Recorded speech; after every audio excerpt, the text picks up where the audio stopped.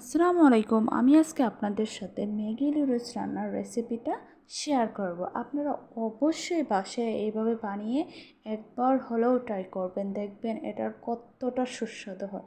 তার জন্য আমি একটি ম্যাগি নুডলস বয়েল করে নিলাম এবং ঠান্ডা পানি দিয়ে ছেঁকে নেব। একটি পাত্রে সয়াবিন তেল দিয়ে আমি একটি ডিম ভেজে নেব। ভেজে নেওয়ার পর আমি একই পাত্রে একই তেলে আমি পেঁয়াজ কুচি দিয়ে দেব।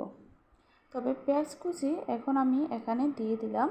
পেঁয়াজ কুচিটা হালকা ব্রাউন কালার আসার পর আমি এখানে একটি গাজর কুচি করে রাখা দিয়ে দিলাম। এখানে আমি হালকা নাড়ার পর আমি এখানে একটি টমেটো স্লাইস করে কাটা আমি এখানে দিয়ে দেব। আমি এখন এখানে স্বাদ মতো লবণ দিয়ে দিয়েছি।